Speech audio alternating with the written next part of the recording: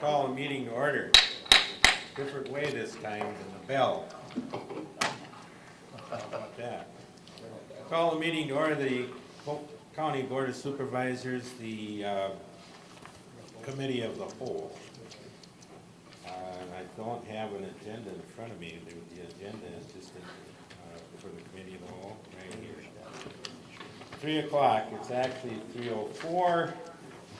The agenda is a presentation. First of all, call order. Receipt of evidence and opinion of property. The County Board of Supervisors meeting agenda was published electronically on the county website, posted in the Government Center building in 2 places, and distributed to supervisors and media contacts via email or mail at 3:18 p.m. on Friday, September 6th. The agenda was also published in the county's legal paper the week of September 9th. Madam Corporation Counsel, does this constitute proper notice? It does. Thank you. We'll, at this time, we'll convene as the Committee of the Whole. Well, we gotta do roll call. Yeah. And by the way, Supervisor Luke is excused. I got a call from Supervisor Arcan, he's excused, and I've not heard from Jepson. He's in Green Bay. Okay, Brad Olson, Doug Rowdy, Here. Chris Nelson, Here. Tracy LeBlanc, here, Brian Masters, Present. Michael Pritchard, Here. Jim Edgel, Here. Kim O'Connell, Here. Larry Jepson, and Dave are absent right now, Michael Larson. Here. Russ Arcan, absent, John Bonaprise, Here. Joe Demmeling, Here. Hanson. Here. We have 12 here and 3 absent. Constitutes a quorum. So, is there a motion to convene as Committee of the Whole? I so move. Supervisor Bronner, second by Supervisor Demmeling. Is there any discussion?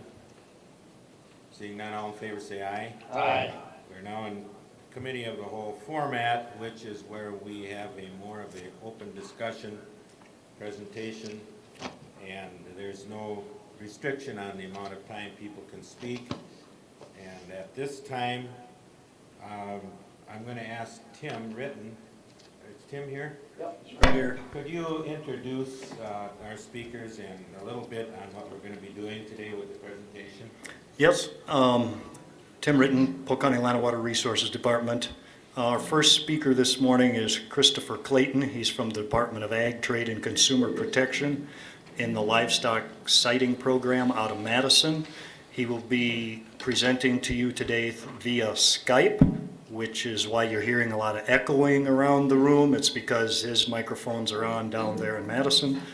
But what we're doing today is trying to bring information regarding the livestock sighting program, the CAFO programs, and all that sort of thing today, and what you've been discussing lately regarding the CAFOs and things like that. So, Chris, are you ready to begin?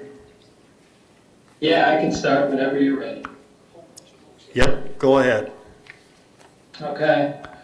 First of all, I'd like to thank you for having me at the meeting, and appreciate the fact that you could accommodate and have me live from Madison rather than in Polk County. My schedule right now has made it a lot easier, and when Tim invited me to come, this made it possible for me to be here at this meeting today and pass along this information, rather than having someone else do it. So, without further ado, so Timmy asked me. Would everybody turn their microphones off, please, and see if that helps? Use this minute. We're having some audio issues. Okay. Okay, let's try it now. All right, is that a little bit better? A little better. You should turn the TVs off. Turn the TVs off. Which one's the about it? How about if he backs off? I don't know what you can do down at your end. Okay, can I go ahead and start at this point, or do you want Coming to? across loudly but not very clearly. So I don't know what you could do at your end. Yeah, there's not much I can do. I'm sitting right in front of the microphone, and all I can do is keep talking, I guess. All right. Thank you. Go ahead. Yeah, do let me know if you are having trouble though. So you see the PowerPoint presentation in front of you. I want to give some basic information about the livestock siting program. So I'm going to work through this, and if at any point you want to ask questions during the presentation, I'm more than happy to try and answer questions. So just speak up, and let's do questions as we go. And of course, I'm more than happy to take questions at the end as well. So first of all, I'll start off with the livestock siting law. 2004 is when the legislature passed this law, and what it does is it provides a framework statewide that sets how local governments can actually regulate livestock operations. It doesn't say that the local governments, as you know, have to regulate through this law, but it does state that if they choose to do so, that this kind of lays out what the rules are and how you need to operate within that space. So there's two different ways that livestock siting works, really. There's information that's put forward through the law itself, and then there is a portion of livestock siting that occurs through both the law and then administrative rule. So the first thing is control of local planning and zoning, and how zoning would affect livestock operations. That's set forth in the law. And then if a local community, such as Polk County, which currently does not issue livestock siting permits, if you should decide to move forward with that, then the rules for how to go about doing that is set forth both in the law and the administrative rule called ATCP 51. So the way you adopt livestock siting authority to permit is through a local ordinance, either a zoning ordinance or a licensing ordinance. The reason a lot of local communities, let's take for instance Marathon County as an example, they adopted a licensing ordinance. The reason they did so is because they wanted to have the ability to issue permits across their county, but they did not have countywide zoning. So a licensing ordinance gives them the ability to permit countywide. All right. So livestock siting law sets special rules for how you restrict or how you're prohibited from restricting livestock operations within agricultural zones through zoning. So when it states, the law states that a local ordinance can prohibit or exclude or cap the size of a livestock operation if a couple of things exist. So let's say, for instance, through zoning, you have your primary ag zone. Let's call it an A1 zoning district.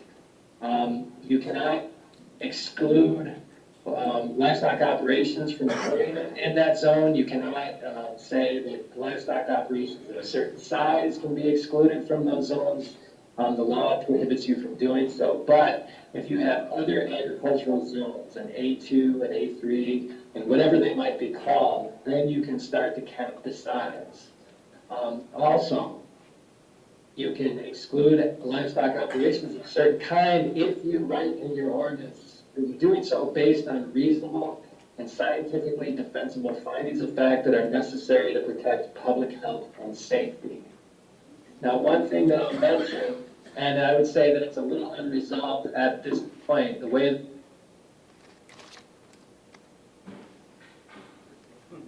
Hello? Hello, are you hearing me just fine? Still?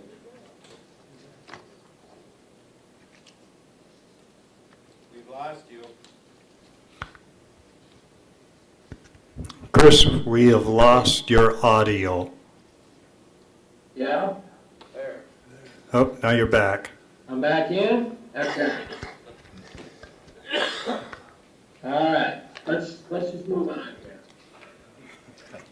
So one example I can give of a local government that's actually used the rules that are laid out in the siting law to put a cap on the size of livestock operations within different agricultural zones is the town of Lamartine, and this is in Fond du Lac County. This is their town. It's directly west of the city of Fond du Lac. And as you get closer to the city, which is to the east around the town, they have caps based on the size of farms. They can do so under the law so long as they have that one zone all the way to the left where there's no cap. Any size facility can locate there or expand there. And then they can cap the size in the other agricultural zones as long as it's written into their ordinance and justified by the need to protect public health and safety. So that's one example of how one local community has used the law. And again, this is not through permitting, but this is through zoning to control sort of the size of livestock operations that are either sited or expanding within their town boundary. Admittedly, given county zoning and just the scale of county zoning, I think that this would be a challenging scheme to take on for a county. But I don't know. I haven't seen a county that has. Let's move on to the permitting side of it. So, local permit again, the way that a county becomes authorized to issue permits is by writing a local ordinance, adopting authority through their local zoning or licensing order. You have a choice.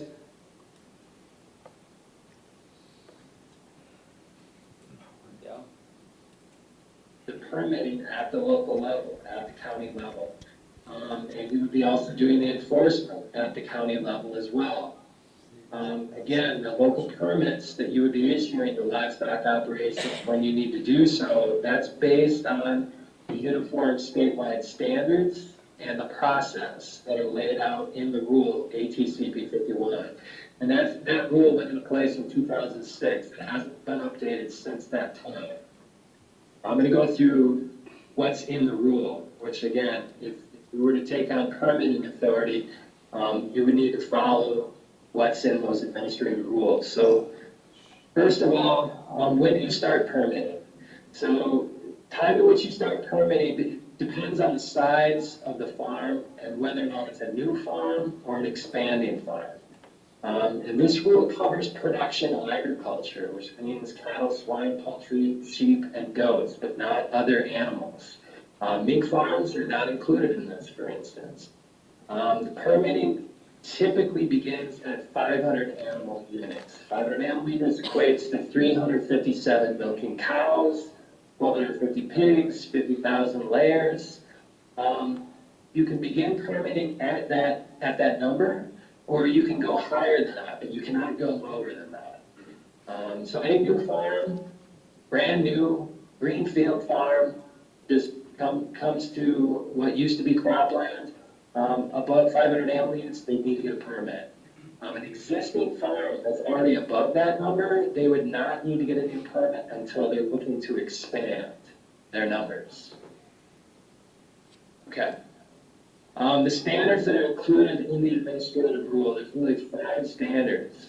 And there's setbacks, there's an odor management standard, there is a nutrient management standard, a waste storage standard. Waste storage is a standard that governs the design standards and the technical standards related to the building of newer storage stations.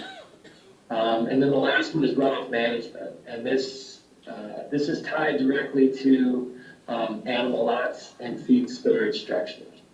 Now, I just wanted to lay those out first of all. Those are all the basic standards. I'll go into the details of what each one holds a farm to, but I just wanted to relate these to permits that are issued by the state, which is a separate authority, completely separate process. These are CAFO permits. Sometimes they're referred to as WPDES permits. These are issued by the Department of Natural Resources. Department of Natural Resources issues to farms that are larger than 1,000 animal units permits that cover water quality only. So there is some overlap between this local authority. Those last 3 standards are water quality based. So they're similar to the permitting that occurs by DNR. But then the 2 unique things that are given to local authority have to do with setbacks for structures and then odor management. I'll go ahead and pause there. Does anyone have any questions so far? I see none, I guess you can go ahead. Okay, I'll go ahead and keep moving then. Let's talk about setbacks first. So the rule puts into place maximum setbacks. So local government, county again, if they're adopting this authority, they can require setbacks between various structures on a livestock facility. So this is typically going to be barns, animal housing, feedlots, feed storage structures, milking parlors. All of these structures would need to be set back from a property line, either 100 feet or somewhere between 100 and 200 feet, depending on the size of the farm. Smaller farms, it's generally 100 feet, and larger farms up to 200 feet. The setback that applies specifically to manure storage pits or manure storage lagoons, also referred to as manure storage structures, that's 350 feet maximum between that structure and the property line. Local governments do have the ability in their ordinance to require a lesser setback than those maximums right there. And then there are other water quality and well setbacks that apply, but those are also applying to the farm through other rules as well. I'm not going to go into those in detail. The odor management standards, so this is unique to the livestock siting rule. It applies to new facilities, brand new facilities over 500 animal units, and it only applies to expanding facilities when they're expanding over 1,000 animal units. So what it does is it's a model, and it asks the producer to hand in application materials to the county that say that they have a passing odor score. So the model itself predicts the amount of odor that's generated from different structures of the facility. The structures being animal lots, manure pits, and animal housing. And then based on the distance from those structures to the nearest neighbor, it generates a score. It's a pass-fail system, and it gives credit for different odor control practices. Let's say, for instance, on a manure pit, you have a cover on the manure pit. You would get credit, the producer would get credit towards a passing odor score for having a practice in place that reduces odor. So they need to show the local community that they have a passing odor score in order to be permitted. All right, so let's go through the water quality standards. All farms under this have to have a nutrient management plan. So that means that all land applications of manure have to comply with technical standards. Pretty simple, pretty straightforward. The second thing being that as I mentioned before, so all waste storage facilities, these are the manure pits again. So if they're new, they have to meet the design criteria and construction standards.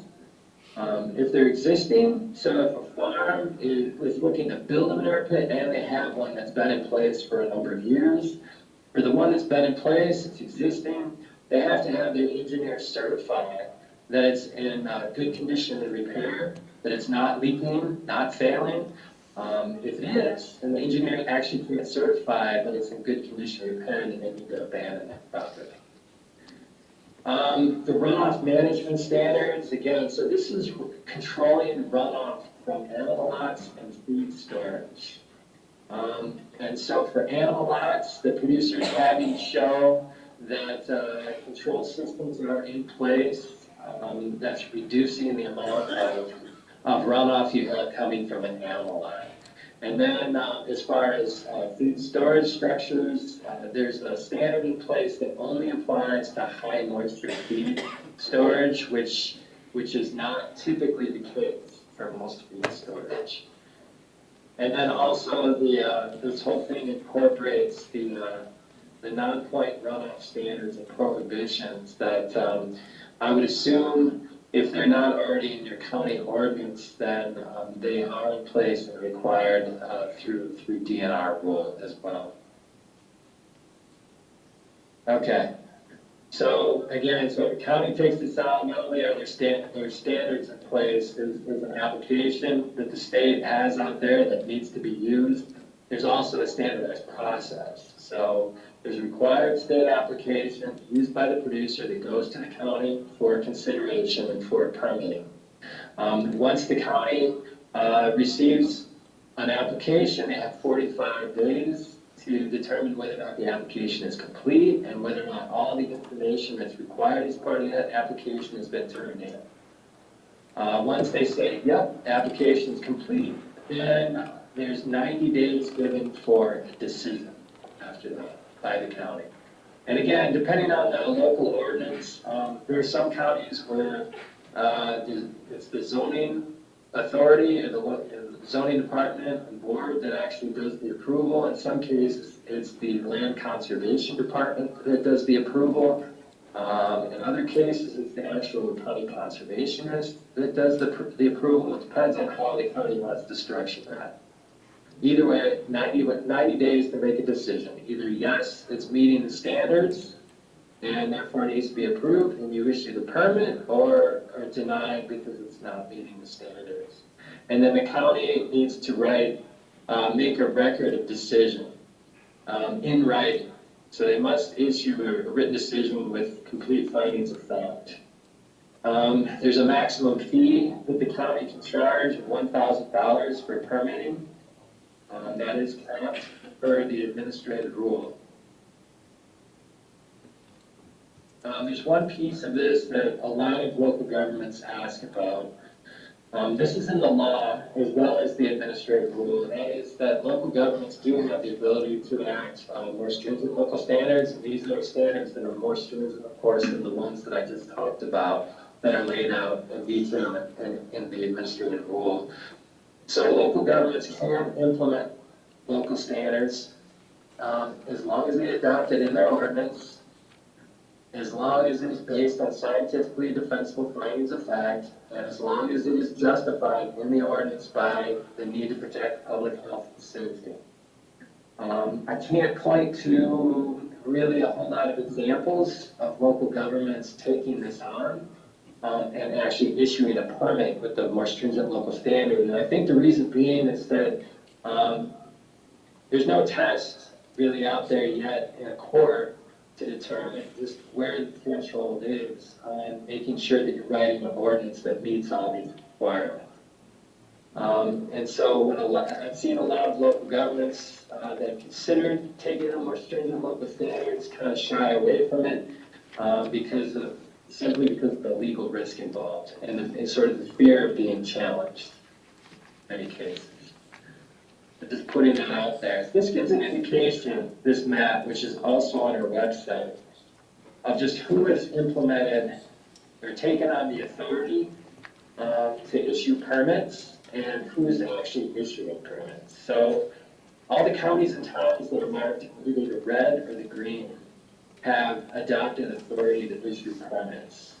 The towns and the counties Chris? in the dark. Chris, you're not on the map on our screen. You're still at water quality standards text. Okay, hold on one second, please.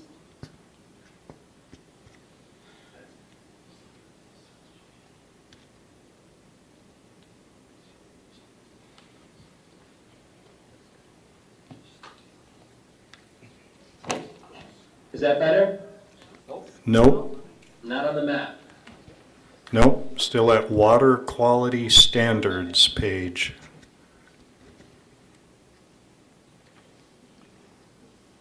Yeah, hold on one second. I'll try to fix this real quick.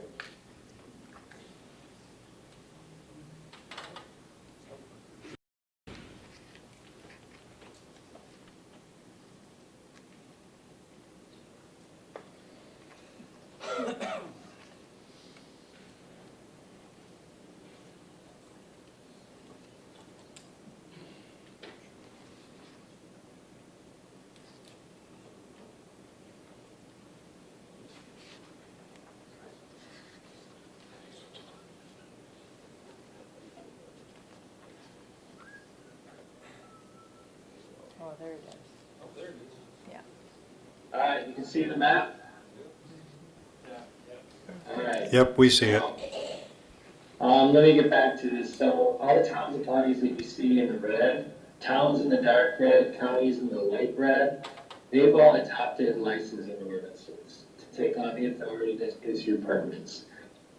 Dark green are the towns, light green are the counties that have taken on or written zoning ordinances to take on the authority to issue permits. You can see not everybody's issued a permit. The heavy permitting is through that south central up through the eastern part of the state, Shawano, Marathon counties, and then over to the western part of the state, Trumbull, across counties, and then up in your direction, Burnett, Barron, and St. Croix counties have issued permits as well. All the local governments are white, not colored at all. They have not adopted authority to issue permits, and so let's take Clark County for instance. So if during this past year, calendar year 2019, you've had 5 different facilities that have looked to expand significantly in Clark County, and you've had one facility, instead, let's say a hog facility that's looking to site there, well above 500 animal units, Clark County does not issue permits for those facilities. They're not regulating under this law, which means that when those facilities site there, most likely lesser setbacks may actually apply. Your basic zoning setbacks perhaps, but not the setbacks under ETCP 51. There might be other regulations that would apply in that case, but the standards in this rule are not being applied to farms in that county. Same goes with Polk right now as well. So just this, the counties typically are the ones who are the most active in this, even though there's more towns than counties that have ordinances. Over 80% of all permits have been issued by 12 counties so far. And you can see where that heavy permitting activity actually exists. And of course, most of the facilities that have been permitted by a long shot are dairies, well, throughout the state. So even though it's a uniform set system of standards, a uniform process that's supposed to be applied, not everybody has chosen to actually adopt it and move forward. And there's a number of factors that go into that. One factor in particular I know a lot of people look at is, well, if we bring this on as a new program at the local level, that's resources we have to apply to that. Where do we get those resources? Exactly. How much do we put into it? All right. So, as I mentioned, for local implementations, does require resources at the local level. It takes resources, technical know-how to actually take the applications on, to take a look at, for instance, the design criteria or the design plans for manure pits, a new manure pit. Counties typically do this sort of work in land conservation departments, so they typically have that capability. Also reviewing, for instance, nutrient management plans, and other types of technical application materials like that as well. It's an operations ordinance, so even though you issue the permit based on the commitments that are made and the commitments shown by the producer and say that, hey, I'm going to be in compliance with all the standards in this rule, if the county actually truly wants to hold and operate to the commitments that have been made as part of the application, then the local government needs to monitor compliance afterwards, after issuing a permit. And right now, there's no process set up. There's no limitation as to how the local government can monitor compliance. Some local governments, after issuing permits, do this work of following up and checking in with the producer on an annual basis, maybe more frequently, to make sure that everything is going well. There's a couple different ways to go about doing it, either perhaps through a self-certification process, inspections, simply working with the producers, talking with the producers, and making sure, again, that the promises and commitments made in the applications are kept. local governments are not restricted from charging a fee for monitoring compliance. All right, so a couple takeaways on this whole thing. So livestock sighting, when it first came about, again, middle 2000s there, 2004 for the law, 2006 for the rule, a lot of local governments that were actually already issuing conditional use permits to livestock operations saw this rule as being preemptive. It was taking away local control. And that is true to some extent, but at the same time, it also affirms local control because it does give local governments the ability to still issue permits to livestock operations for a number of standards. So when you're considering different options, talking to Tim, it sounds like there's some talk about the possibility of adopting authority to issue permits. So that's one option, obviously, for you to consider. Also, going back to sort of the beginning of my presentation, considering using planning as a way to address different land uses and potential land use conflicts is always an option. One option I outlined as well is to adopt more stringent local standards, although I'm not going to sugarcoat this one as I didn't before. I mean, again, this is a challenging one, and one that a lot of counties in particular have not looked to really take on too strongly.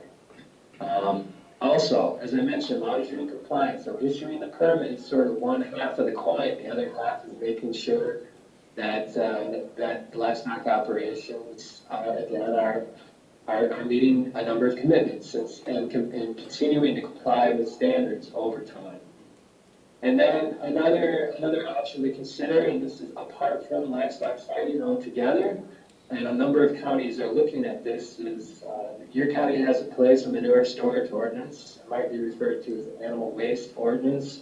So you already do permitting around the construction of new manure pits.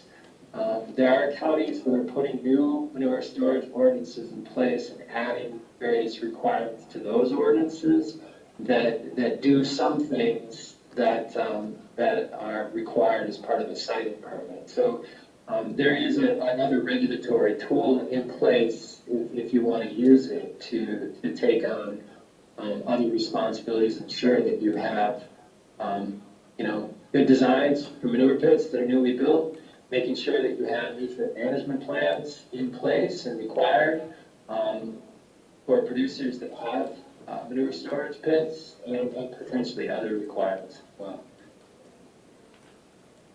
Of course, you can always contact me at a later date if you have questions anytime in the future. And we have a number of fact sheets on our website under livestock-sighting.wisconsin.gov.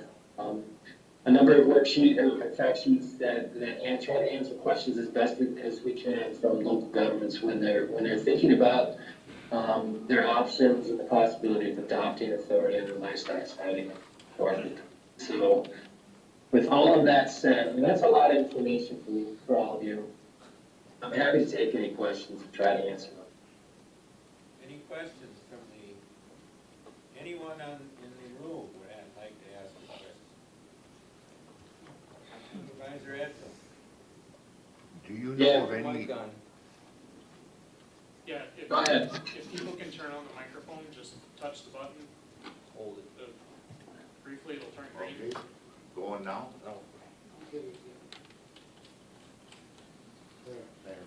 On now? I can hear you Okay. loud and clear. Do you know of any applications now for permits coming out of Polk County?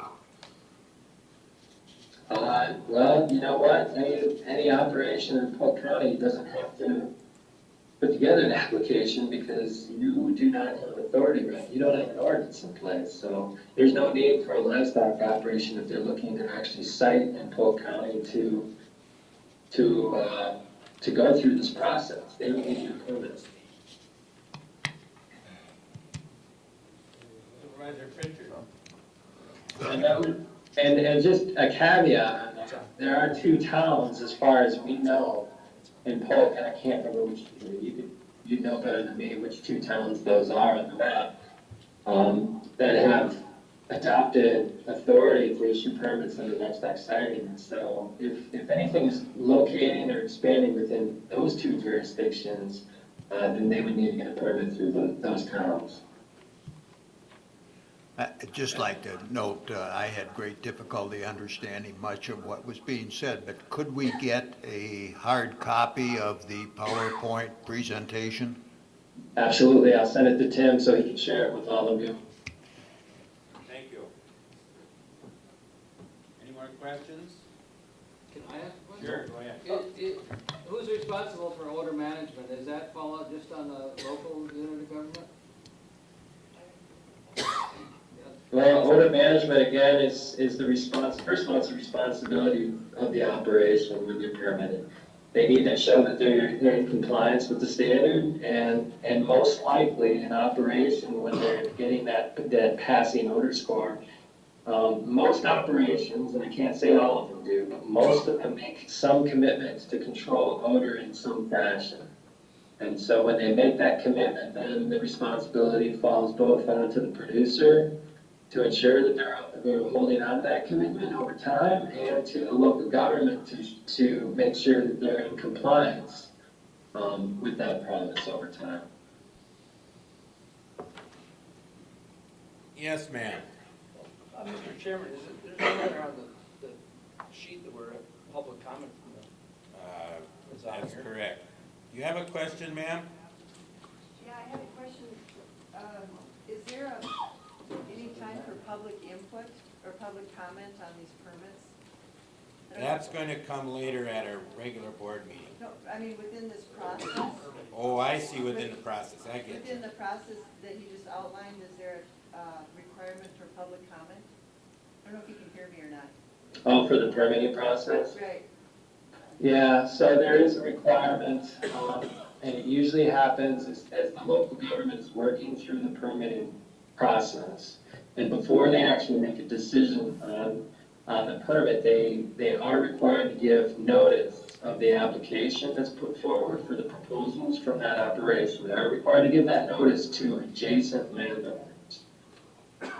But they are not required to hold, for instance, a public hearing on the permit. That is, there's no requirement in the rule that a local government has to hold a public hearing. So this, some local governments have written that into their ordinance, that they do require a public hearing, and will do that and take comments, of course, from the public. And other local governments do not. And that's at the discretion of the local government. And then one other question, are the compost facilities for the mortality for the placentas and the hogs themselves, are those covered by the setbacks, the 100-foot setbacks? You mentioned buildings and milking parlors, but you didn't mention the compost facilities? Yeah, compost facilities are not covered. I do not believe that they would fall under the definition of a structure that would need to meet those setbacks. But I would have to look at that a little bit more closely, but I do not believe so. Thank you. I have a question about penalties for non-compliance. Let's say that the facility does not meet the standards for odor. What are the penalties?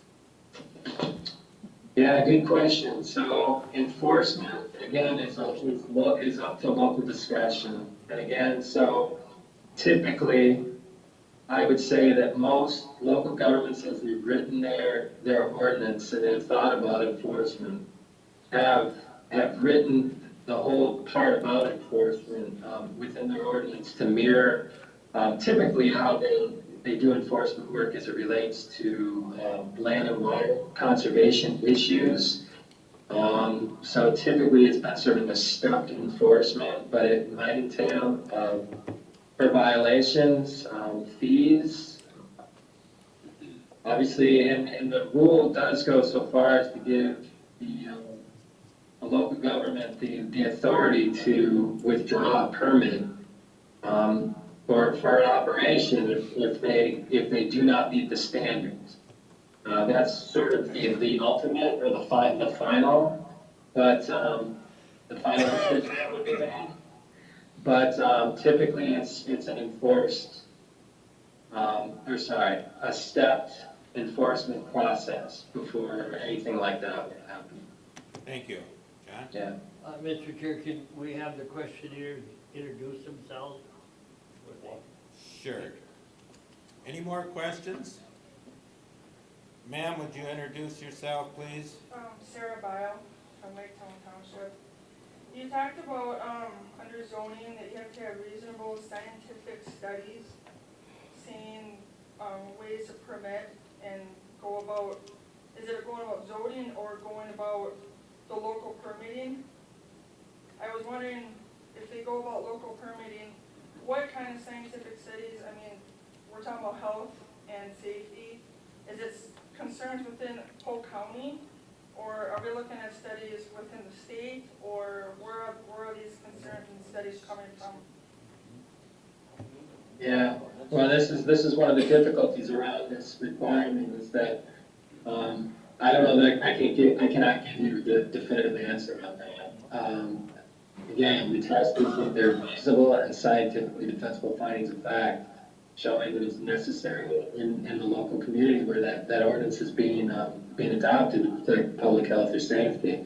And the reason I can't be definitive about it, because again, it has not been tested in courts. We don't have any judicial review involved in that particular requirement that can inform exactly how local governments go about doing that. It's really never been tested. Now, I've heard things from a number of people depending on their perspective and their views on this. Some don't consider this to be as challenging, perhaps, as some others consider it to be. But again, I think it's simply because of that risk, that unknown factor, just how a local government would write an ordinance that is a slam dunk that it definitely meets these criteria because of the risk involved. I think a lot of people just shy away from it. And that's not to say that you should necessarily, but yeah, I'm sorry that I can't answer that question as definitively as I would like to. Yes, sir. I'm Roger Bro. On that same thing, if we had a study from a university, that was a study done by doctors, environmental people, would you say that that would be put on the top of the list as that is a scientific? I think anything that's up here, from a peer-reviewed journal, for instance, would fit the definition of scientific defensible, right? And if you have a number of studies that line up, coming up with the same types of conclusions, then they probably meet that criteria as well. One thing that I would say about the whole part of it being reasonable, I've seen some local communities write the ordinance and throw in a whole bunch of studies where they were looking at, for instance, to place restrictions on, let's say, dairy farms. But yet, a lot of the studies had to do with pork farms. You start to bend what's reasonable there, and that is perhaps, depending on what it is you're looking to do. Without talking specifics, it's hard to say necessarily, but I think you get what I'm saying here, is that there's certainly a lot of studies out there about impacts animal agriculture, a lot of studies that relate to public health and safety as well. So this is something to consider, but again, it's not one that's easy to describe exactly what would or would not stand the test and challenge. Any more questions? Well, I'll take a couple more. I think we're gonna have to wrap this up. Jim Edgell? Hypothetically, if a permit was applied for today, what would be the time frame for it to be issued? Yeah, so if you have permitting authority, I said hypothetically. yeah, sure. Producer 5, I'm getting to the page here. Here we go. Decision-making timeline. So you're looking at probably 4 to 5 months at most. because, again, because you have those deadlines to meet for making a decision. But with that said, it could be extended. And the reason it could be extended, hypothetically speaking, is because, look, if an application comes to a local government, and that thing lacks the basic information that's being asked for within the application, that a local government should be sending a letter to the producer saying, we received your application, thank you, but it's incomplete, we're missing the following information. So there might be some amount of back and forth before the county could find an application to be complete. So who knows how long that process could play out in some instances. Again, that would be only in a case where a producer is finding something that is less than adequate, to say the least. Most large facilities are going to be using a consultant or an engineer that has experience with these rules and is probably going to be forwarding an application that is most likely complete, in most cases, I would say. So, and again, hypothetically, probably 4 to 5 months max. Ron and Bryce. I had 5 liquid and ore pits in the 80s, and I had a building permit for each one. Now, my question would be, there is some open permits.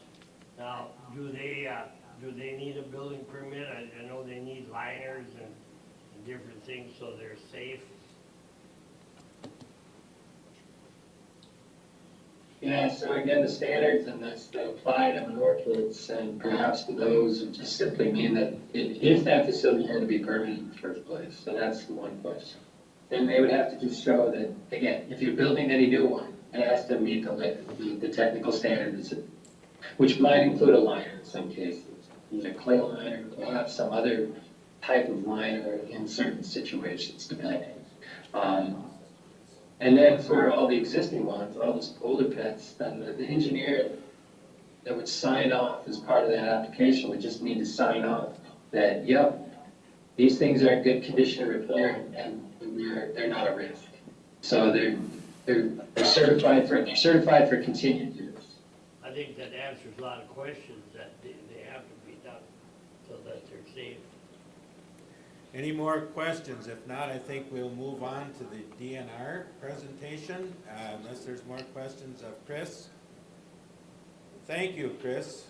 Appreciate it. Yeah, thank you, and thanks for accommodating. Yeah, I really appreciate it. You're welcome.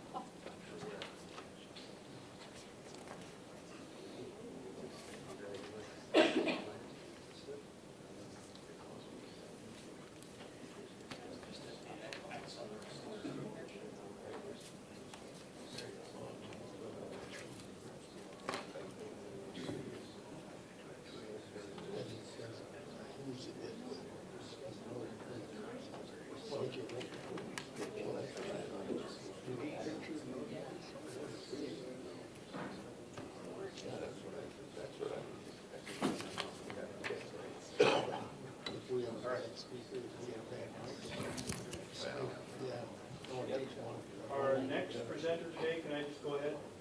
Yeah, you bet. Go ahead. Our next presenter today is Mr. Jeffrey Jackson from the DNR runoff program. Is that accurate? That's right. Out of Baldwin? Correct. Okay.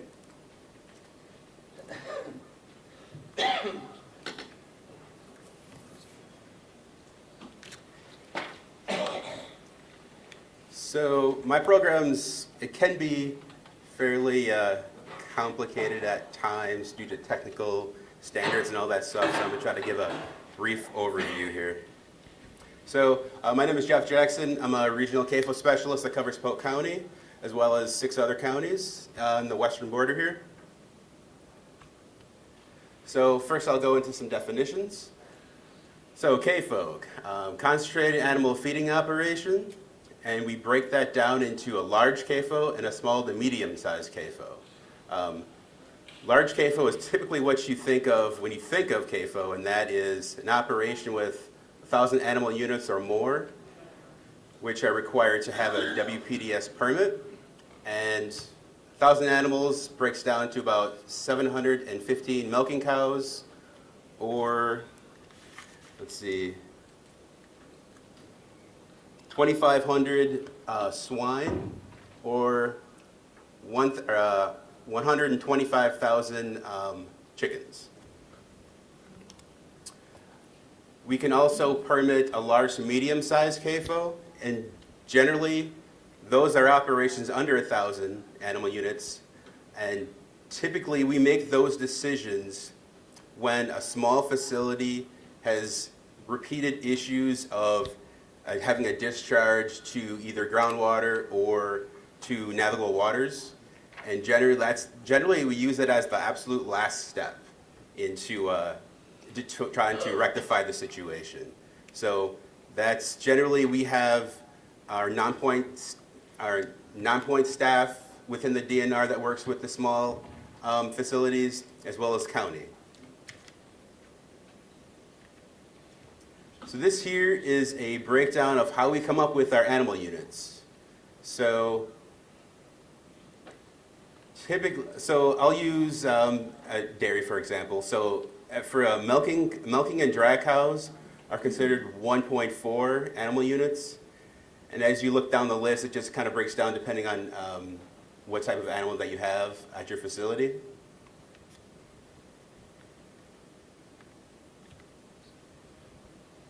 A little bit about the permit itself. Oh, by the way, if there are questions throughout, just stop me and I can answer anything. Yes? I have one question, Mike. And it's kind of a silly question, but in one of our resolutions on the moratorium, it has listed livestock and it has minks and beavers. Do we have any beaver CAFOs in Wisconsin? We do not. Do we have any mink CAFOs? We do not, although we have one operation in Taylor that once we actually looked at what an animal unit would be for that, wasn't even close to 1,000. So you would say those two definition of livestock animals wouldn't be needed to be concerned with in Polk County? Most likely no. I'll say it that way. Sure.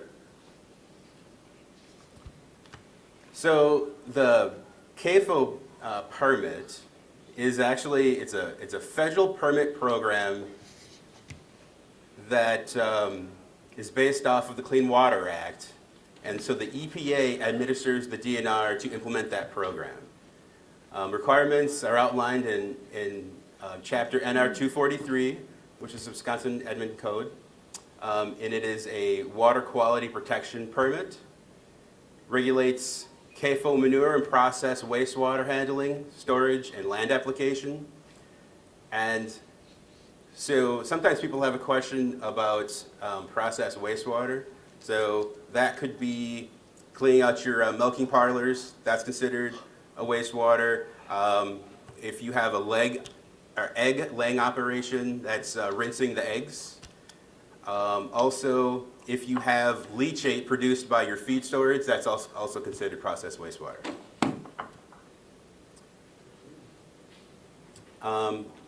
This permit does not regulate air, odor, animal welfare, noise, or traffic issues. And as Chris said, this program does not cover any sort of siting. So we don't really take it, we tend not to take into consideration where the operation is. We look at, okay, based on your location, what type of standards do you need to follow to make sure you're protecting water quality? So little bit about permit requirements. So looking at discharge limitations. So these are the two most common examples, and I think the most that would pertain to Polk County itself. So we have new source swine, veal, and poultry operations, and those facilities may not have a discharge of manure process wastewater to navigable waters from the production area. Existing dairy, well, let me back up. So to be considered a new source, it would be a facility that has received a permit after July 2017. I'm sorry, 2007, sorry about that.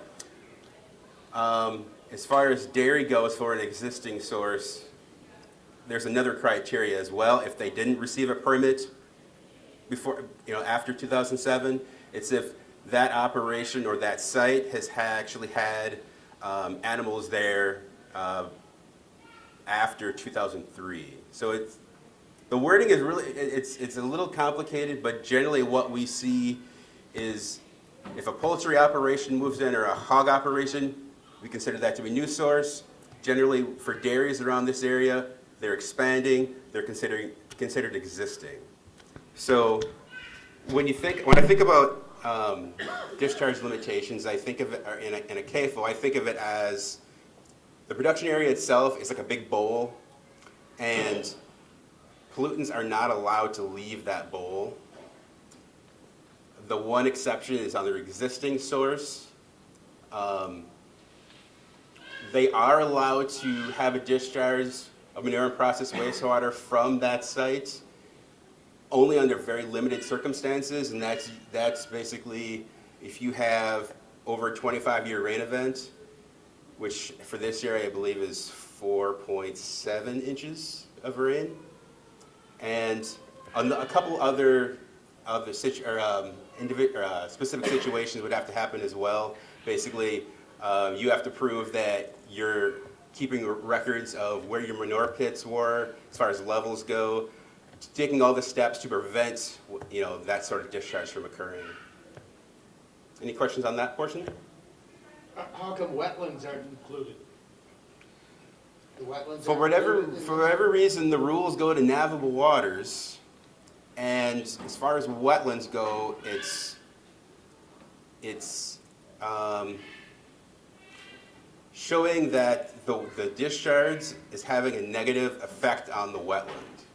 So maybe not just getting there, but it has to negatively affect its functional value. And also, they don't mention groundwater either? We do have groundwater standards, and that typically falls under the engineering portion.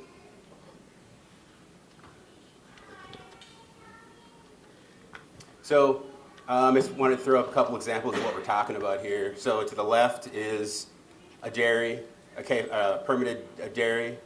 And so basically what you'll normally see is a series of freestyle barns, a couple open manure pits, and then a larger feed storage area.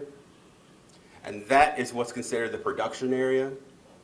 So that's where you can have a discharge of navigable waters from these areas. For the dairy and an existing dairy or existing source, they would have to basically prevent all discharges unless they have that 25-year plus rain event. The image to the right is a hog farm that's permitted in Wisconsin. That one happens to be down in Buffalo County. As you can see, basically everything is under barn. Those types of facilities, so this type of facility is considered a new source, so they cannot have a discharge to navigable waters, period. Their lagoons are under the barns. There is no large feed storage area because everything is in a bin. So it's just kind of comparing the two. Where's that farm at, may I ask? Which one? I'm Roger Bro. Where is that farm at? Which one The one on the right. The one on the right, Buffalo County, that's down between Oliva and Mondovi, right off of Highway 10. Or just to the south of Highway 10. Clear. Thank you. Yep. So a permitted facility or a CAFO is required to have emergency response and mortality management plans. The emergency response is going to be developed within 30 days of permit issuance. And the important part of that document is it kind of lays out for the facility, for the workers at that facility, of what to do when there's a spill or some sort of discharge. This is who you call, this is the equipment that we have at the site, if we have to make some sort of berms or anything else to prevent the flow. It also is going to have contact information for any sort of septic haulers in the area, in case that's the route they need to go. As far as mortality, depending on where you are in the state, some farms take their mortalities to rendering companies. Some will actually have mink farms pick them up. I have one site that does composting. So it really kind of depends, but ultimately they need to track that and they need to show that they are not having a negative effect to surface water or groundwater.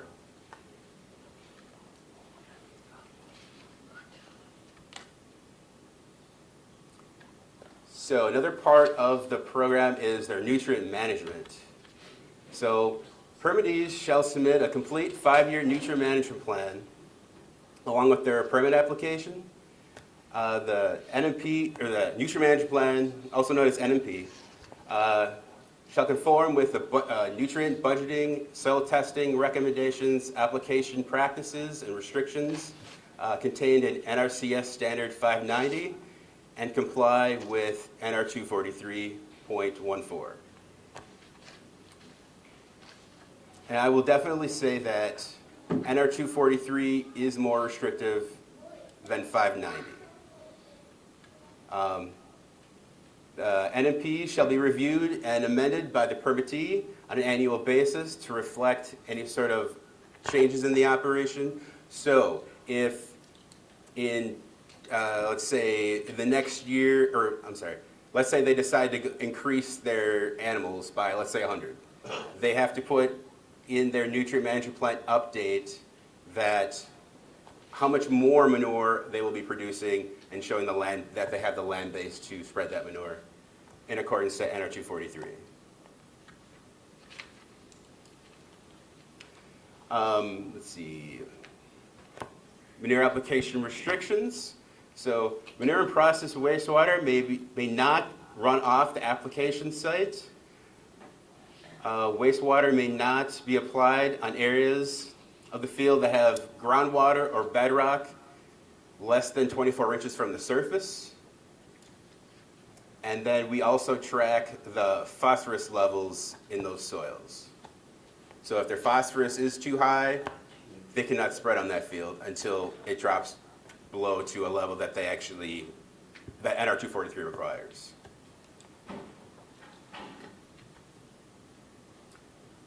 So one of the main setbacks or restrictions for applying manure is in surface water quality management areas. And so surface water quality management area is certain setbacks to all streams and lakes. It represents a 300-foot setback to all streams and 1,000 feet for all lakes. So if manure is spread within that area, a farm has to choose from a series of options how they plan to manage that manure within that area. And so I kind of talked about the two most common ones, and that is manure processed wastewater may not be applied within 25 feet of navigable waters if it's injected or immediately incorporated. So let's say we have the stream, so that first 25 feet, no manure can go on that site. From 25 feet to 300 feet, all the manure would have to be either injected or incorporated. So then you're thinking, okay, so what if it's an alfalfa field? Well, you're not gonna till up an alfalfa field in the middle of summer. So if you want to surface apply, the main thing there is you have to then go 100-foot setback. So from the stream, 100 feet out, nothing can be put on there. 100 feet to 300 feet can be surface applied.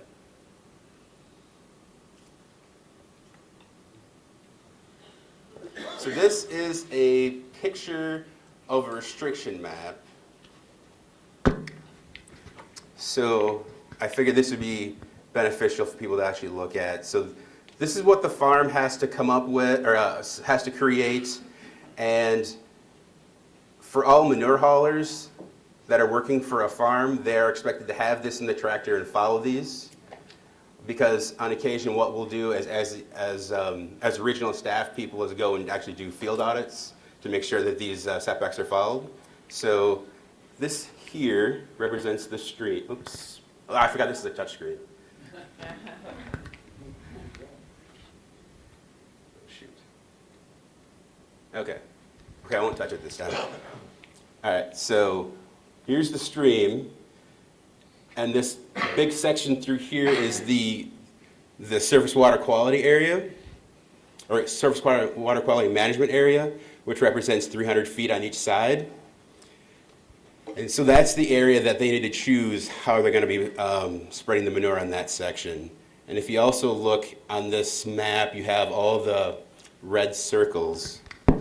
Those represent, private wells. So for a private well, you're expected to stay 100 feet from a private well.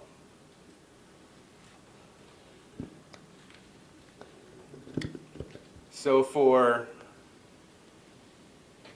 applications of solid manure in the winter, you can surface apply, but it is pretty darn restrictive, really. It really depends on the snow cover. So if there's less than 1 inch of snow, you can surface apply solid manure or immediately incorporate it if the ground isn't frozen. From 1 to 4 inches of snow, you can, again, surface apply. But again, it's more restrictive. You have bigger setbacks for sensitive areas, streams, wetlands, private wells. And if it's snow depth is over 4 inches, again, you can surface apply, but it gets pretty tough. And what you need to understand is for a farm to surface apply solid manure in the winter, you can't just do it on any field. They have to be pre-approved, and you're basically looking for the flattest fields that do not have any sort of stream or wetland near it. So it's basically reducing the risk of any sort of runoff. One last thing on this slide is from February 1st to March 31st. We consider it high runoff risk, and so basically you're not allowed to spread. Well, basically it's prohibited to do any spreading during that period of time, unless we have a really early spring and the ground is thawed, and you can in fact incorporate, and there is no snow on the ground. So those times do happen, but they're pretty rare.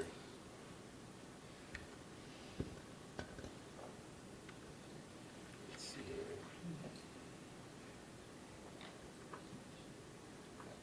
I feel like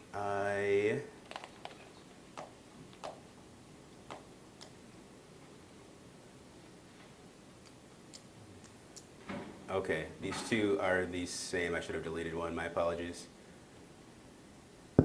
Okay, let's move on to liquid. So on frozen ground, you cannot apply liquid manure, period.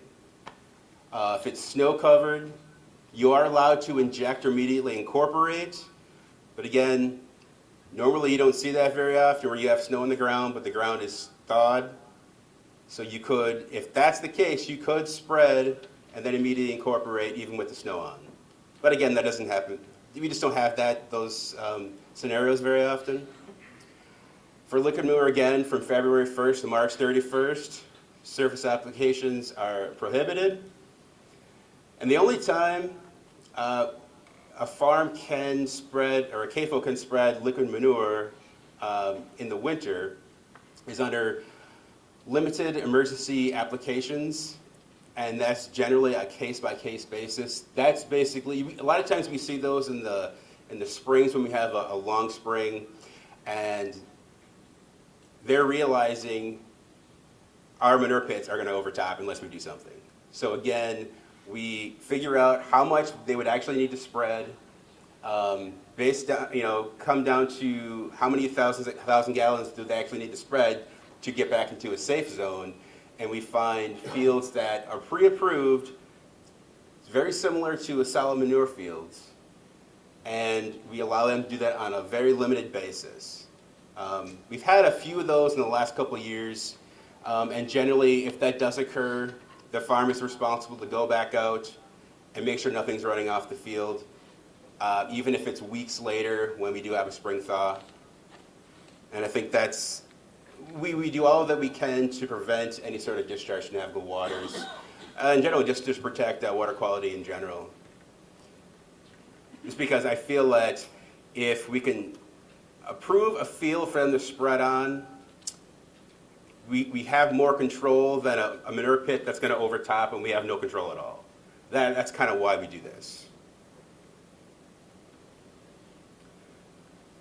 So part of the rules are inspections, record keeping, and reporting. So this program and the federal program does have self-inspections as a key component. The whole self-reporting and monitoring requirements, so they're expected to sample their manure, do soil testing of all their fields every 4 years. It's generally one sample for 5 acres of a field. They also do self-inspections of the production area itself. So they do daily inspections to make sure they don't have any broken water lines, weekly inspections of their manure storage structures and levels of the materials of liquid in those structures, quarterly inspections of outdoor areas. Those would be feed storage areas, that could be outdoor feedlots, those types of areas. And then visual inspections of any winter applications. So for example, if they did go out and spread solid manure in the winter, this would be the part where they'd actually have to go out to make sure that they're not having any runoff issues, as well as if we would issue them emergency winter spreading approval.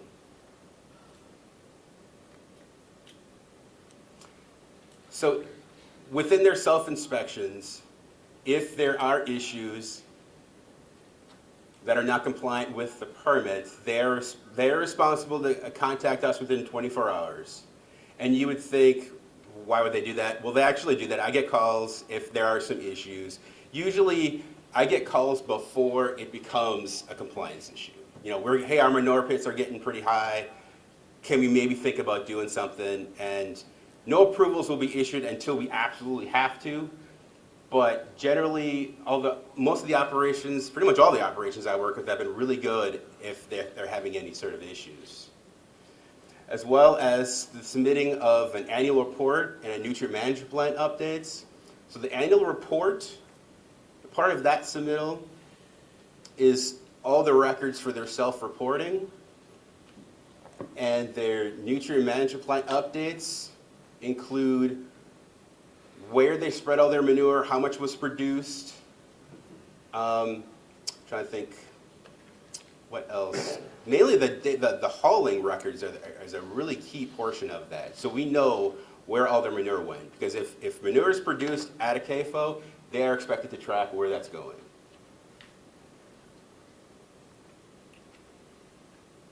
Another part is engineering designs and approvals. So in this program, we look at what we consider to be reviewable structures. So these can be runoff control structures, feed storage areas, permanent spray irrigation, groundwater monitoring systems, manure storage structures, manure treatment and transfer systems, or basically anything that stores, contains, or treats or handles manure process wastewater is really what we're looking at.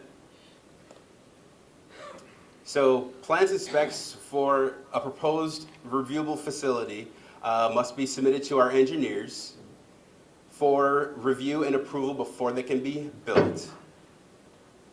And those structures, and within that review process, that farm has to show that they meet current NRCS design standards, as well as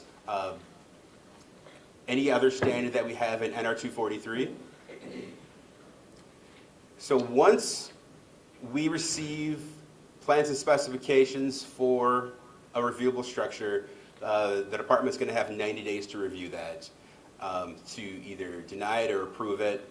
If we deem that that submittal is not complete, then that timeline, that 90-day timeline doesn't start until we deem it complete.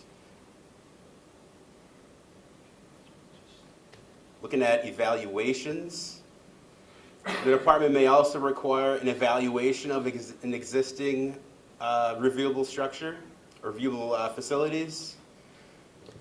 So often, if we have a permitted facility that has been permitted for quite a few years, and we go and do an inspection and we deem that maybe a structure isn't working properly, or there's some sort of issue, or maybe it's just 20, 30 years old, we do have the ability to ask for engineering evaluations just to reaffirm if that structure does meet the current standards. And so these evaluations shall include an assessment of the ability of the facility to meet the production area requirements and adequate storage requirements. So as far as the permit process itself, so basically we're looking at a first-time applicant or a reissuance. So if for a farm that hasn't been permitted previously, first thing they're going to have to do is submit a preliminary application, typically 1 year before they plan to reach 1,000 animal units. And really the preliminary application, it provides real basic information. It really serves as a placeholder, if anything. So it says who the operator is going to be, where it's going to be located, how many animals they currently have, and how many they are proposing. Once I get that, I'm going to go out and do a site inspection, look at kind of see what we're working with, answer any questions that I can to the potential permittee on how the process works, as well as we also determine at that point what is considered reviewable structures and what's going to need to be submitted in future submittals. The next step is the final issuance application submitted 6 months prior to reaching 1,000 animal units. I'm going to get into that, that includes a little bit more on the next slide. For reissuance, if you're already an existing permittee, a permit is a 5-year, has a 5-year term. And so typically what we'll do is we'll send out a reminder letter as we get into year 4 that they're going to have to resubmit or submit a reissuance application. And then typically what we'll do is we'll do another site inspection just to make sure everything's going well. Excuse me. Yes? Do you have any current applications in the system that would be public knowledge of hog CAFOs being applied for in Polk County that you are reviewing sites on? I checked this morning and no, we don't. So, yes? Could you back up to that last slide again a second? Yep. So if I have 500 cows and I'm going to 1,000 animal units, or I'm, let's say, breaking new space and going from 0 to 1,000, is it still a year? Yes. Okay. Yeah. And so the year is really to provide enough time for the process to, sometimes it's quicker, sometimes it's longer. It really depends on, so I mean, I've had preliminary applications come in and and they're under 1,000, and I don't hear from them for 2 years. So, and there's nothing wrong with that because they're not over 1,000.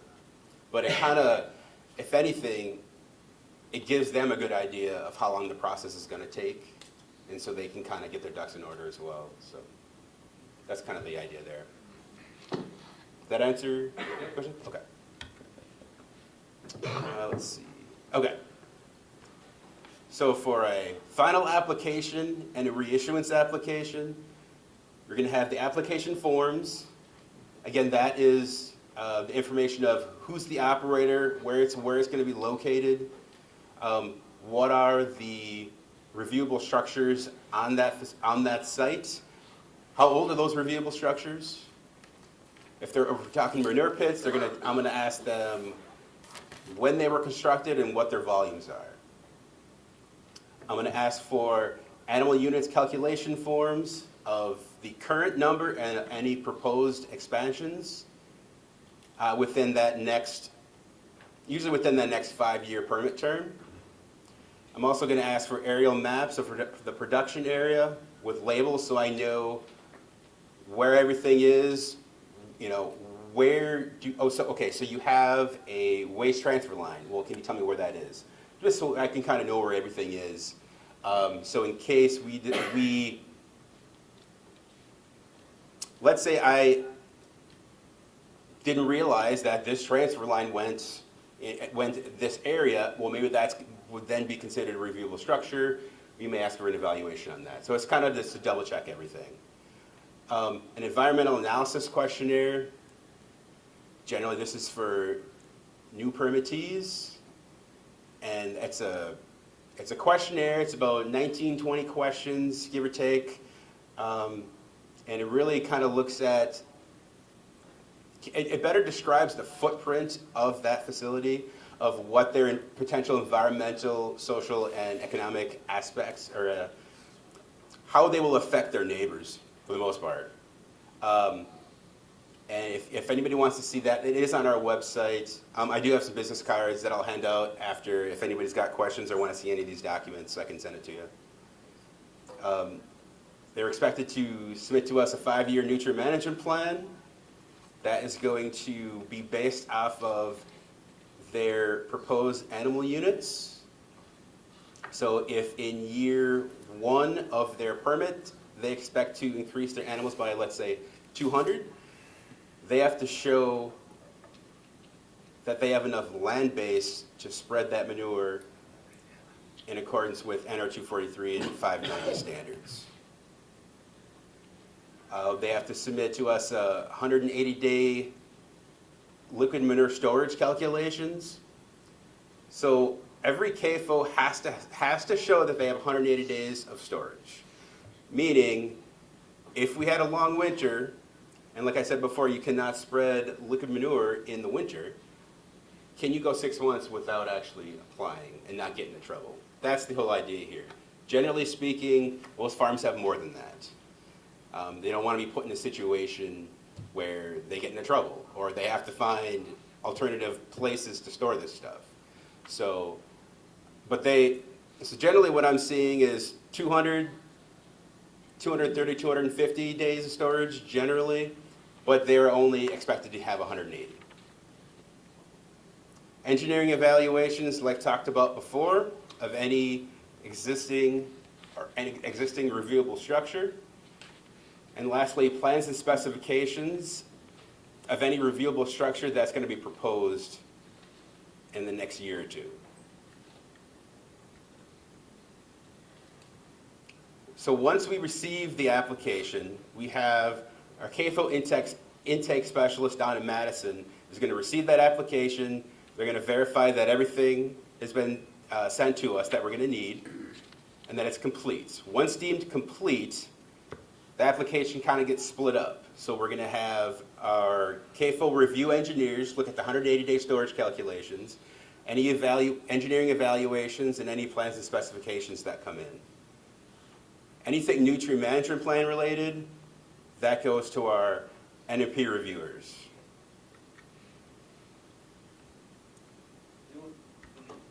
Yep.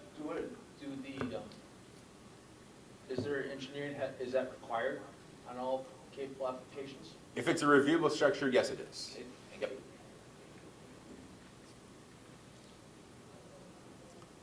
All right. So, me as a regional specialist, I receive an application. My responsibility is to conduct the walkover of the site.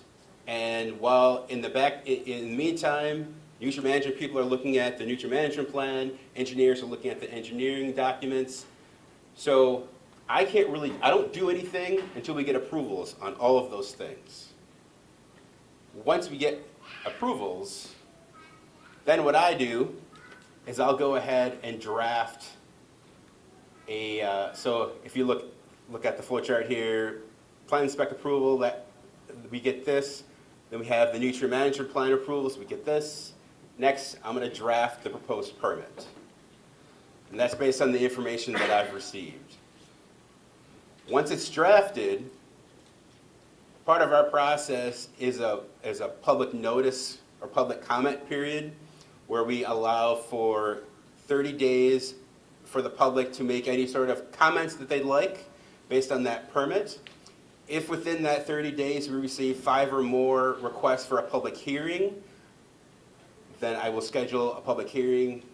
Normally after I get get through the 30-day comment period. So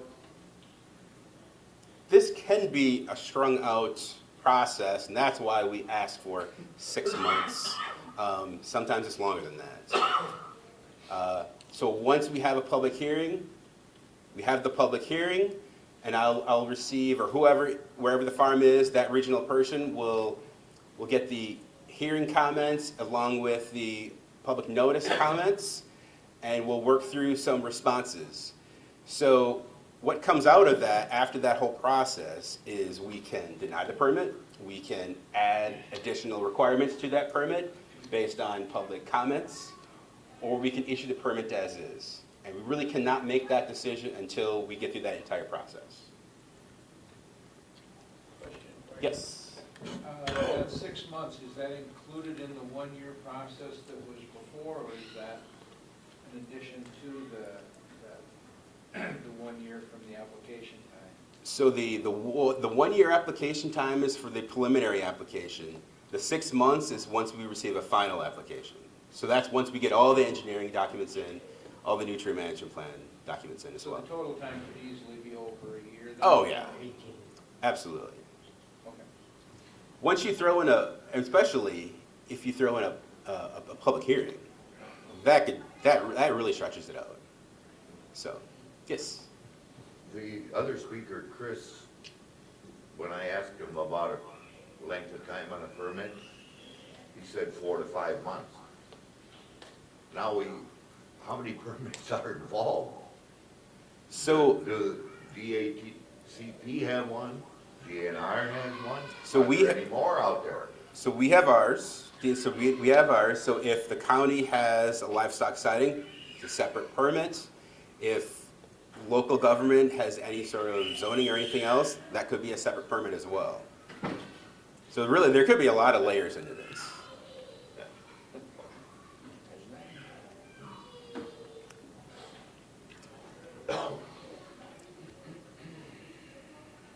And then so so we don't totally rely on self-reporting. We do have compliance monitoring as well. So we review the annual reports, which summarize the self-monitoring activities and the nutrient management plan updates. So I look through those to make sure everything looks good. If I do come up with any issue, if I see any issues, if there's any non-compliance that's reported, I contact the farm, we work through to figure out what's going on. Like I said before, let me jump back. I'll also respond to citizen complaints, and that's kind of an as-needed basis. Some farms I never hear anything from the neighbors. Other farms I get comments all the time. So it kind of depends. Sometimes those complaints, or generally those complaints, are based on manure applications. And so we have the ability to do manure hauling audits for any of land applications. And we do, every once in a while, we do come across some noncompliance in applications. But quite often, I find that once I dig into all of it, they're actually following their NFP, they're doing what they're supposed to do. And if that's the case, well, regardless, I always tried my best to educate the neighbors so they know what's going on. And if there are issues, what to look for. We do, as a program, do inspections at least once in a 5-year permit term. Typically it's on year 4, right before we reissue the permit. But those, like in the next bullet, I say that more frequent inspections may be warranted. So there's farms that if they're doing active construction, or if I have seen noncompliance on the site previously, and we come up with a deadline of when that needs to be fixed, I might come out again. So we do a lot of partial inspections of the site as well. So it's really not just once in a 5-year permit term. When I say once in a 5-year permit term, that's looking at everything, all their records, the entire site. And it's really kind of just kind of on an as-needed basis. We do also do spill response. And again, document any sort of noncompliance. And we do use DNR, we have a step enforcement process to bring those farms back into compliance depending on the situation. And that's basically what I had, and so I'm sure people have some questions. Yes, sir. How long Your is... name, please? Yeah, Carl Tom Porto, Lake Town Township. How long has CAPOL existed in Wisconsin DNR? How many years is this went back? I may have to ask my supervisor on that one. Wow. Yeah, somewhere in 90, so pretty much 3 decades, right? 2 decades to 3 decades. That's should be about that. Yeah. Pretty defined and pretty... Supervisor Pritchard. Could you, and thank you for your presentation, it's very nicely done. Could you describe, you're in Baldwin and you're supervising 7 counties, did you say at the outset? Correct. And is that what you're doing on a full-time basis in your personal situation? Yep. Yep. So I cover, so just so you kind of get an idea of where I'm at, so I cover Buffalo, Pepin, Pierce, St. Croix, Polk, Burnett, and Washburn. And how many CAFOs are there in that 7-county area? So I work with 25.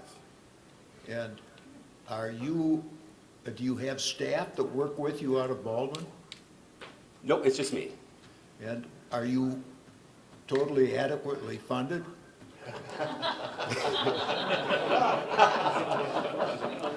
Yeah, he has to go to work. The governor would like us, as on average, to get down to 20. So 20? 20 farms per person that we would cover. Okay. So if you, in the most recent budget, we've been allowed to add 4 new staff people throughout the state. Okay. Now, they may not necessarily be regional staff people working with the farms. It may be, we're still trying to figure that out, but we're trying to get that number back down to an average of 20 per person. Yeah, and I guess the question I had, the permits are typically 5-year permits, are you saying? Yes. Yep. And are all of those CAFOs that you're supervising now, are their permits current, or some of them have expired and have not been renewed? Kind of all over the place, really. They're all within different years of their 5-year permit term. Out of the 25 that I have, I believe I currently have 2 that are expired that I'm working with for reissuance. Okay. And I just read on last Friday that there's a final rule going in on clean water under the EPA on the waters of the United States, apparently rule. How does that affect the CAFO operations? I'm not actually sure. I'm not sure how that's going to affect us. Okay, and then,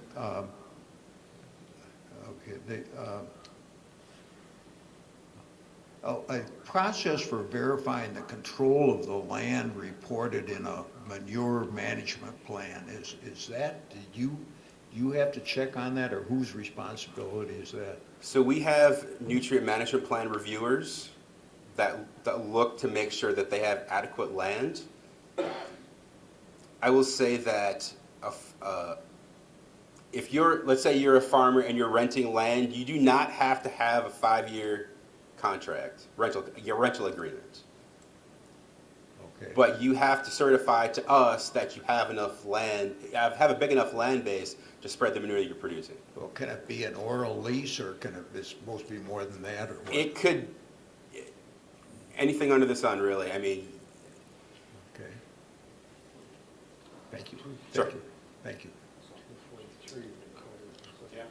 I'm Jeff Peterson from the town of Georgetown. I didn't hear you mention anything about doing any sort of soil analysis or bedrock analysis as part of your permitting process.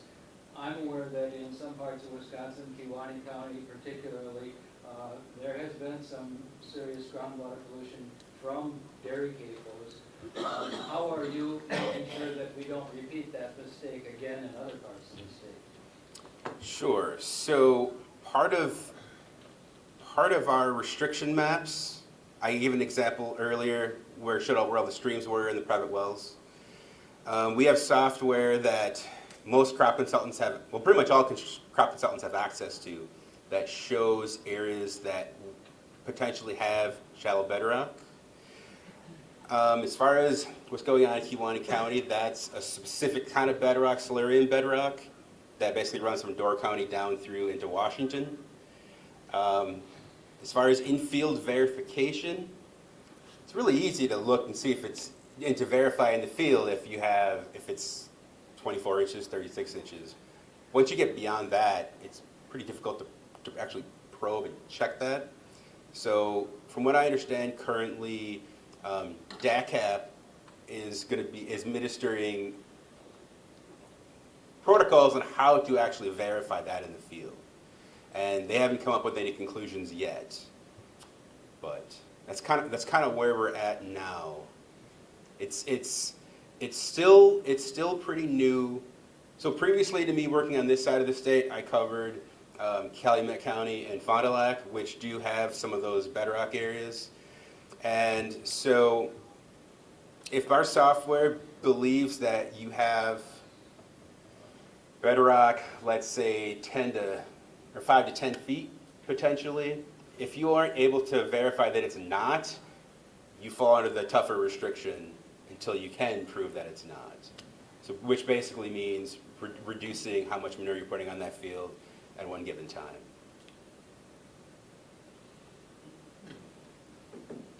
Question in the back, name please. Yeah, hi, I'm Lisa Dorr, live in Lake Township.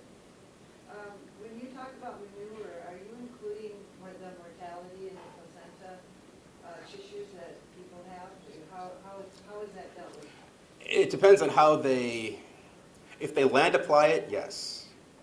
If they compost, so I have one facility that has a composting building, and they compost their mortalities in there. And if they land apply that material, they do have to take samples of that material before it gets land applied. So is that part of their manure management plan? They have to report it? If they land apply it, yes. If they dispose of it through a landfill, then they would not. But they would still have to record their mortalities and then let us know where that material is going. And is that include incineration? If they're doing incinerator on site, or maybe you don't have any doing that yet? We do. We Then do. where does that ash go? That is not regulated under any sort of state regulation that I'm aware of. And that includes air standards as well, because I believe that's exempt. And then, you know, we had the Emerald Sky Dairy just south of us here that had an $80,000 fine. And now, if they want to expand, is that factored in at all? Their past performance to their expansion, or how does that past performance go into? In the case you're referring to, that case was sent to Department of Justice, which is where they got that $80,000 fine. Once that case is closed, that issue is kind of closed as well. Now, as far as future permits go, we might take into consideration water quality within the area, but again, case by case, I'm not sure how that's gonna kind of tease out as we move forward.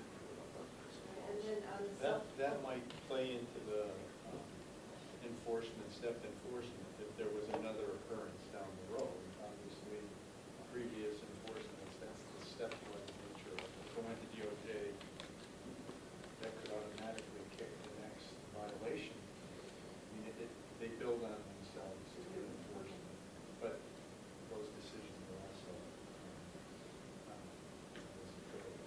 on a case-by-case basis. right. It may not be an issue. And then I know under some Clean Water Act, there are citizen suit provisions. Is there any citizen suit provision within the cable regulatory scheme?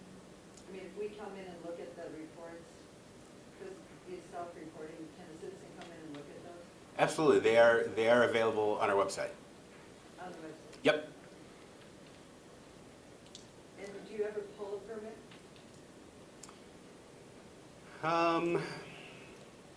I can't, let me think here. I can't think of an example. We did, the only thing I can think of is we had one medium-sized CAFO that we issued a permit to based on past discharges. And by the end of that permit term, they actually depopulated, and then that permit was discontinued. And then just one last question. How many precipitation events have we had like this year, where you say 4.9 inches of rain?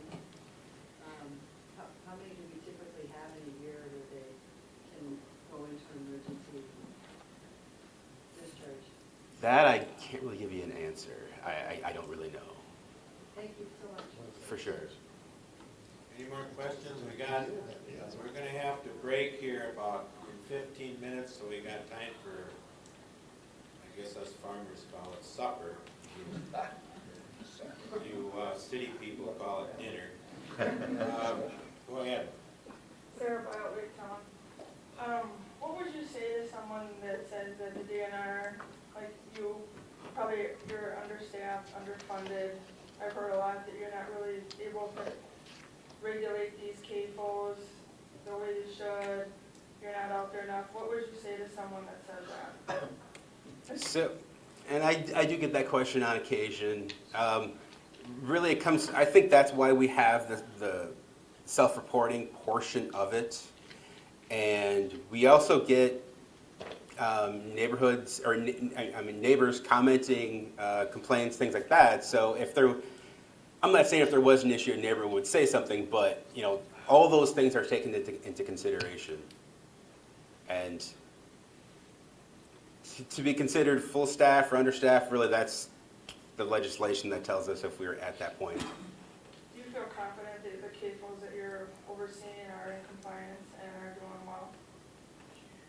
I believe so. My last question is, as far as manure management goes, to be a CAFO, you have to have so many acres of land to apply your manure on, right? Right. So like if you're gonna be a 1,000 cow dairy, how many acres of manure do you have to be? And to take it a step further, if you're gonna inject it, because I'm assuming most CAFOs inject their manure, right? We're seeing more and more no-till, Okay, but even then there's equipment that you can inject into a no-till field. right. I think it's more gonna be the way of the future, mostly for pretty much every farm, but that's my personal opinion. But when you're injecting manure, it is like there's a set requirement of how much manure can be injected for so many square feet. Is that correct? Sorry.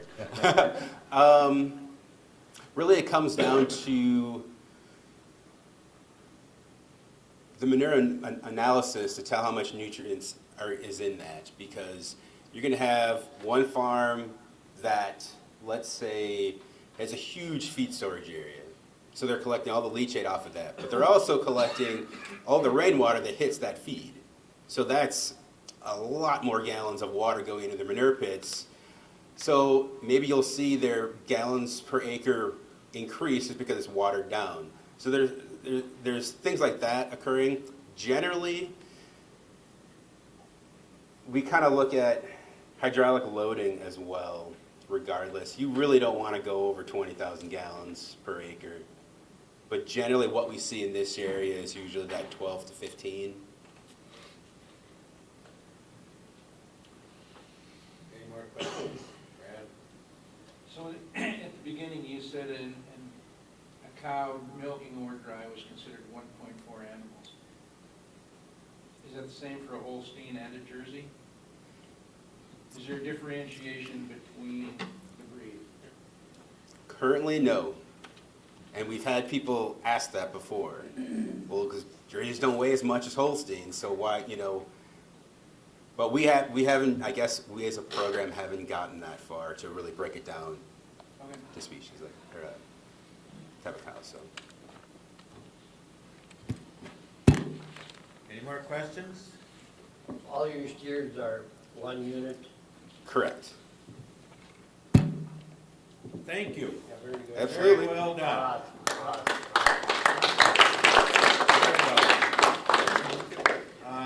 Yeah, absolutely. Is there a motion to adjourn? I will move.